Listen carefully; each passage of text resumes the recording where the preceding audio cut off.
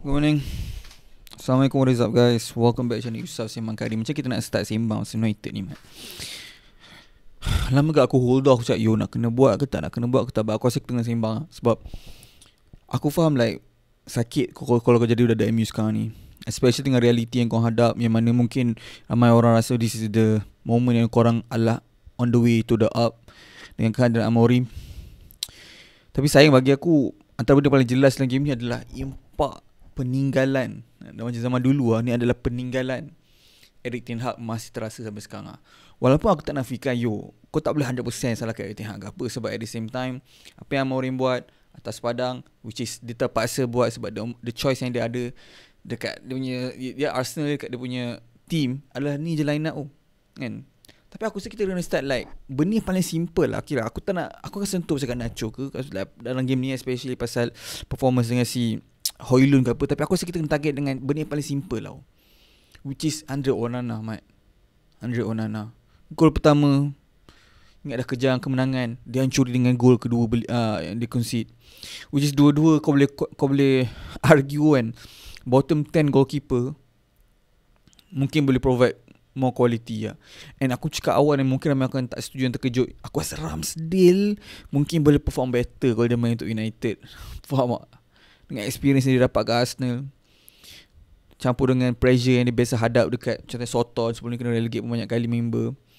This is the time yang aku rasa kalau betul Sheffield pula, kalau betul Soton kena relegate, aku rasa kena eye on Ramsdale lah. Sebab aku tengok performance Onana kan, time kau perlukan dia tak deliver. Itu satu benda yang aku rasa tak yang ada dekat player macam Ramsdale sebelum ni, yang aku rasa player-player lain tak boleh nak offer. So kenapa aku sebut benda ni juga, sebab aku rasa MU masuk fasa, sebab gagal start rebuild gagal. MU masuk fasa apa tahu sekarang ni bagi aku. Dia dah masuk fasa yang mana aku boleh cakap macam diorang kena betul-betul sign player yang memang betul-betul bukanlah tak ada future, tapi macam yang sedang je, yang buatkan diorang ada something to prove. Bukan player yang macam mungkin world class tapi mungkin flop, Onana ke Mason Mount ke siapa-siapa lah. Sebab tak semua orang boleh handle pressure of rebuilding dengan team ni. And itu yang membuatkan aku rasa macam bila kita put into perspective balik, tak semua orang boleh deliver benda tu lah. And especially kalau kau tengok play macam Euro kan, kenapa dia boleh perform ya, walaupun aku cakap dia ada talent besar boleh jadi world class sebagainya, tapi antara benda yang betul juga pasal Euro ni, kalau kau tanya aku, is Real Madrid nakkan dia bagai, dia put in performance bagai dalam game ni. Tapi aku tak rasa orang yang kepala tak mindset diorang, Mamat ni ada kebarangkalian tinggi, akan flop yang buat orang rasa sakit. Tak, dia lebih kepada player yang dia masuk team ni dalam fasa dia akan develop into a good player. Bukanlah world class pun, dia boleh jadi, tapi dia tak ada pressure tu. Dia bukan tak je kau masuk, kau lah as a world class player, kau akan change everything. Andre Onana contoh, faham tak? So Rasmus Højlund contoh, walaupun aku boleh argue Højlund masuk di kala mana vibe ataupun satu player yang macam expectation kau adalah dia adalah untuk dia develop kat team ni, tapi kau nak faham, maksud aku sebut ni adalah dengan price tag yang membuatkan orang expect yang jadi world class macam Andre Onana. Sebab tak semua boleh handle pressure ni, Mat. Right? So tak tahu tu, the amount of mistakes game ni yang paling aku rasa, kita rasa this is last straw yang kita tengah sembang. Sebab bagi aku dua-dua mistake memang costly, Mat. Sebab belum tentu dia balik ke Old Trafford dia menang. Nak kena compare apa, ini EPL pun basically dah habis, dah finish season doang kan. Tipu kalau kau tengok MU punya game sekarang, EPL sekarang dengan perasaan excited berbagai, memang tak lah. Sebab kau tahu literally dah finish. Benda tu memang kau dah tak boleh argue lah, senang cerita. And bila kita tengok siapa lagi ada dalam Eropah, mungkin harapan kau patutnya lagi tinggi lah. Sebab kau ada Spurs yang memang sayang kau level dalam Premier League season ni. Aku tengok kedudukan tak jauh beza, Spurs pun dekat gila dengan relegation table. Benda ni macam ni lah. But at the end of the day, Amorim hanya boleh pilih apa yang dia ada. Aku rasa lepas ni kena drop semua, little dia kena refurbish the team, bagi dia. Sebab aku rasa malah ada games yang tak perform, aku tak nafikan. Cuma dia bukan player yang aku rasa ramai orang expect tinggi, so dia akan main good lah. Expectation dia, bukan yang kau expectation dia the best player in the world. Focus on developing young players. Euro, focus on that. Dalo okay lagi ni. Tapi Dorgu, expectation mungkin akan macam tinggi, tapi tak tinggi sangat. Sebab member pun baru 20 tahun. Tapi aku kena bagi shout out kat Bruno Fernandes. Mamat macam mana Mamat ni boleh still perform dalam keadaan dia tahu team ni memang jam gila sangat. Dia boleh still contribute dekat players lain. Kalau Zé hilang, tak score, aku rasa orang akan target dia ke. So kesian kat dia. But at the end of the day, MU hanya boleh kalahkan apa saja kat depan. And aku tak tahu sejauh mana kita akan nampak MU teruskan benda. Sebab sayang, sebab bagi aku second half MU solid je lah, okay lah. But dengan satu moment costing gila kau to the game. Semua orang akan lupa benda ni. Aku tak nafikan kalau orang menang second leg at home Old Trafford. Mungkin ada kebarangkalian, tapi kita pun tahu ada certain games yang memang jam gila kat Old Trafford. Benda ni terlalu panjang untuk kita assume in the future. Satu lagi point kenapa aku sebut Amorim tadi, sebab Onana pilihan satu lah. Aku tengok macam contoh Garnacho game ni. Cuba kita aku satu decision betul yang dia buat in terms of bila dia patut big player, bila dia patut cross, bila dia patut shoot. Cuba orang bagi tahu aku. Kau jam kan? Aku jam kan?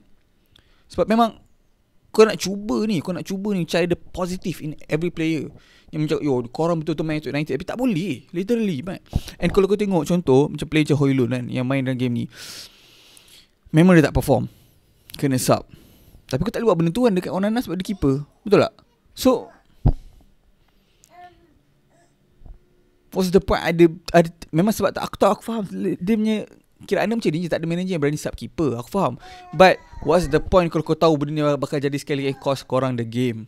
Kau masuklah 0-0 cari winning goal pun, tak ada benda yang kau boleh tolong untuk change apa yang berlaku, man.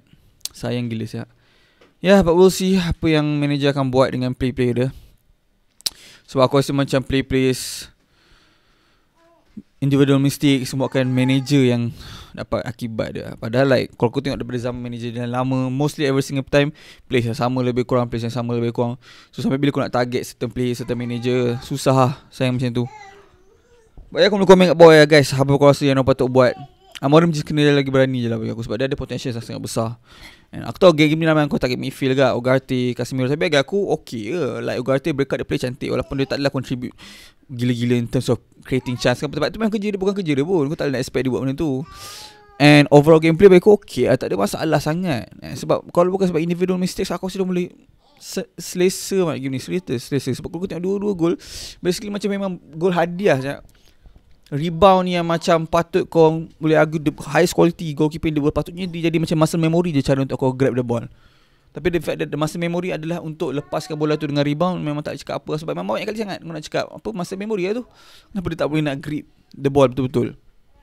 Ada certain players seperti kau tengok memang tak nampak macam goalkeeper. And bagi aku Andre Onana is one of it. Bukanlah dia teruk apa, but level MU apa yang korang expect untuk move into the next level, he's not that guy lah. But persoalan ni siapa kat that guy, aku tak jawab. But bagi aku at least bagilah the chance kat siapa-siapa yang betul-betul aku rasa akan play for the badge lah. Tu je aku boleh cakap. Sebab kalau aku tengok team-team yang rebuilding, kebanyakan guna player-player. Macam Arsenal pun masa dia rebuild terpaksa guna player akademi ramai. Sebab tahu tu je player yang akan play for the badge. Kenapa Arsenal tak relegate masa tahun PKP teruk gila performance? Smith Rowe, Malak Bukayo, dua ni dah ada akademi yang betul-betul play for the badge. So Arsenal, diorang kena ada player macam tu, bukan player yang selesa, tahu setiap kali dia akan dapat first 11.